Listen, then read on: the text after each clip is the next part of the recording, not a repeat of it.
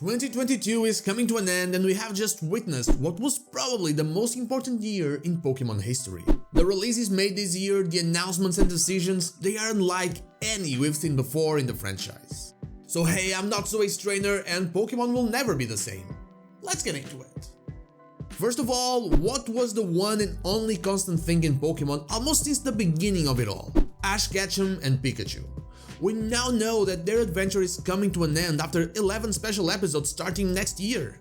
I was always a bit tough on the anime, but I recently watched it all from start to finish and I couldn't help but to find some comfort in Ash's and Pikachu's adventure. It wasn't really about the quality of the episode, it was more about following a character that has been in our lives for over 20 years. That is going to disappear now as we enter a new era with new characters and a whole new adventure. In Pokémon Legends Arceus and Scarlet and Violet, Pikachu doesn't have its new cry, for example, it's back to the old one. We're entering a new era, a very risky era for Pokémon. This is a step I never thought I'd see them take, but they did, and like it or not, it's a risky move and it shows us that they want to innovate, they want to try out new things. I really want this new animated series to work out, but there's some really big shoes to be filled. But there's also a new generation of trainers that will have a new role models to inspire them, and that is without a doubt a very good thing. But the anime isn't the only thing that's changing. The Pokémon TCG is also undergoing a change. Technically, it changes every year because the new format usually brings some new rules to who's going first, but this time it's a little bit deeper than that. For the first time in all of its existence, that started in 1996, the borders on the Western cards will change to be like the ones in Japanese, from yellow to silver or grey. I'm very happy with this, since the foils usually look pretty cool, but that's not the only thing. They are adding a new category of cards, the tool cards. Tool cards already exist, but they are considered item cards, and you don't see this type of big change in the Pokémon TCG often.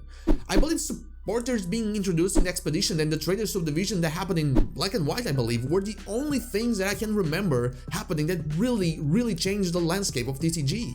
So once again, a very big change, a new risky move in one of their most profitable departments. But 2022 wasn't just about the TCG and the animated series, there were big changes to their games as well. We had 2 mainline Pokémon games released this year, which doesn't really happen much, with the only instance being the release of Fire Red and Leaf Green in January 2004 and then Pokémon Emerald in September 2004. Still, that situation is nothing like the one we had in 2022.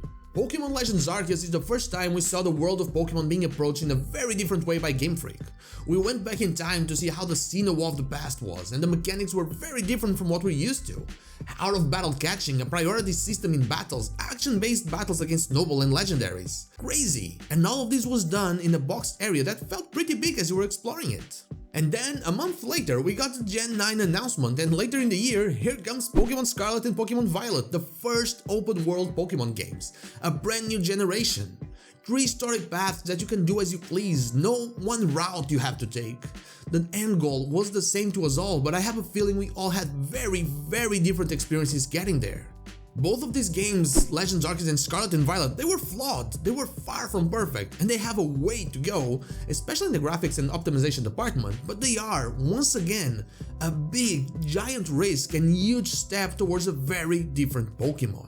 So 2022 wasn't like any year we had before this one, and it applies not only to the games, but also to the whole franchise. Ash is gone, I still can't believe that. Will it pay off though? Only time will tell, but I really certainly hope so, because as you know, I really do love Pokemon. But what about you? How do you feel about these changes? What are the ones that affect you the most? Let me know in the comments down below. And now, like the video if you like it, dislike if you don't, and don't forget to subscribe to the channel for more Pokemon content, and also ring the bell so you know when the next video is out. You can follow me on social media and Twitch, I stream there Wednesday to Sunday, not Saturday, or join our Discord, all the links are in the description. Thank you so much for watching, and happy 2023.